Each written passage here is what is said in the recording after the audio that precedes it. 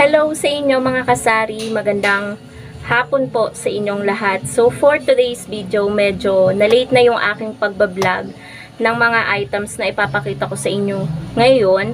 Konting price update lang po tayo dahil meron pong isang basic needs na nagtaas po talaga. Marahil yung ibang kasari natin dyan, sari-sari store owner ay na-update na dito sa pagtataas ng item na ito. So by the way, dumating nga po pala yung ahente ko po ng mantika ngayong araw ng Tuesday. Hindi ko agad to guys na vlog, inantay ko lang sila kasi umalis ako kanina, nagpamanggahan ako para bumili ng sigarilyo at na mga plastic bag na panggamit dito sa tindahan. At the same time, sinabay ko na yun. Ang purpose talaga ng pamanggahan ko kanina is pagbabayad ko ng bill sa tubig kasi due date na guys ngayong Ados. So, eto, worth 865 lang guys yung aking nakuha sa ahente ko ng mantika dahil meron po akong ibang nakuhanan ng mantika. Yung service dito na tricycle na always dumadaan, nagaano pala siya ng mantika at medyo mababa sa kanya ang mantika at asukal.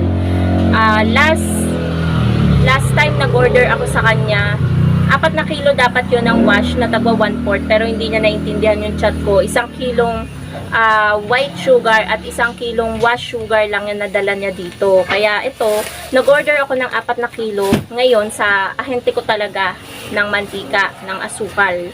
So, medyo mura doon sa kinuhanan ko nung nakaraan. 68 lang sa kanya ang wash sugar. Dito sa ahente ko talaga 75. So medyo 7 pesos yung difference ng presyo. So ayun, no choice kasi hindi ako dinalhan ulit nung naka-tricycle. Kaya nag-order ako para meron akong maibenta kahit papano, kahit medyo pricey sa kanya. So meron pa palang mas imumura yung 75 pesos per kilo. Ito kasi guys, itong kuha ko sa aking ahente na tagwa 1/4 na wash ay 75 sa kanya per kilo. So, ang bentahan ko po ay 24. Pero kapag doon ako sa isa nakakuha, 68 lang yung puhunan. Bali, pumapatak po mga kasari ng kada 1/4, 17. Dito naman sa ahente ko, kada 1/4 ng wash, 18.75. So, merong 1.75 na difference sa presyo kada 1/4. So, yung item po na basic needs na sinasabi ko sa inyo na nag-price increase is yung ano po natin, 1 week na siguro, yung 1 week or 2 weeks, I'm not sure mga kasari, yung mantika. So, yung mantika po, before, ang kuha ko ay 275 dito sa ahente na dumating ngayon. Pero pagtanong ko kanina, kahit hindi ako kumuha, tinanong ko pa rin. So, pagpasensyahan nyo na guys yung pukpok. Alam mo? Kasalo nga. Wala. Walang royal lang malamig. Tapos bigyan mo ako isang yelo. Wala rin yelo. Ubos na ubos ang Magkano yan? yelo. Ito, 30. Wala yung deposit ah.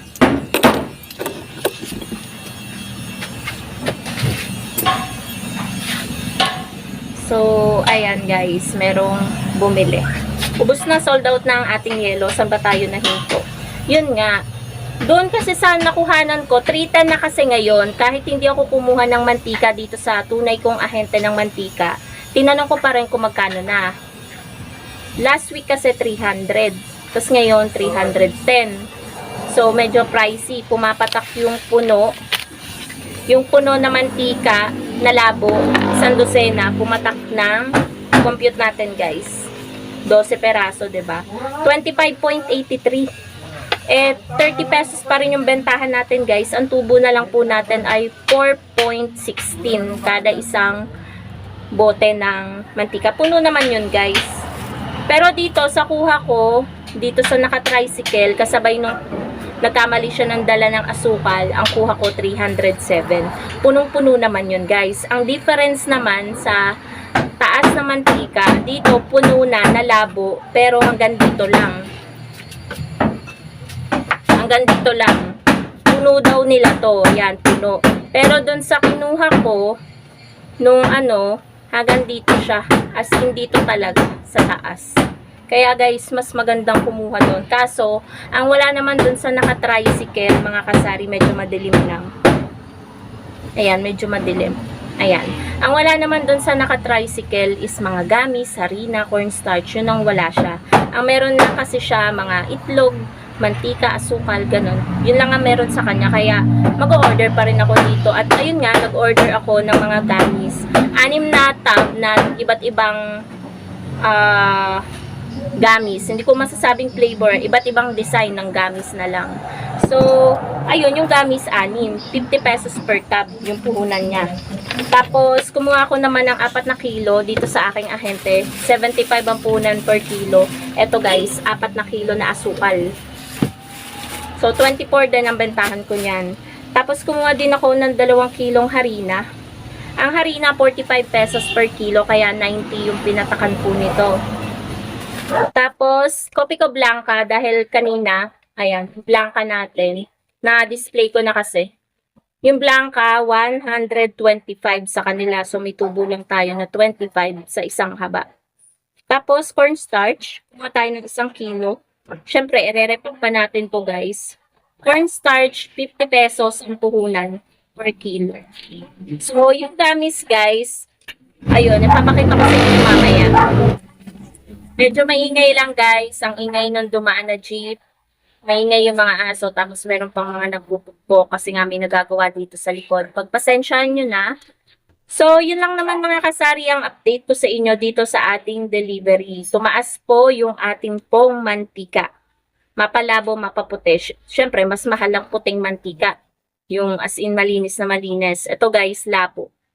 Ayan. Ito yung itsura dun sa pinaka-ahente ko talaga. Ganito yung puno nila. And then dun sa naka-tricycle, yung puno nila ay hanggang dito. Pero mas mura pa rin. Dito sa tunay kong ahente, hanggang dito lang pero mas mahal pa rin. 'Di ba guys? So, what do you think? Saan ako mag-order? Syempre dun sa mura pero mataas na yung sukat ng mantika. Kaya hindi ako kumuha ng mantika. Ito guys, tira lang to dun sa last order ko sa kanila. Syempre, 'di ba, sabi ko sa inyo, kung saan mura, dun po tayo bibili.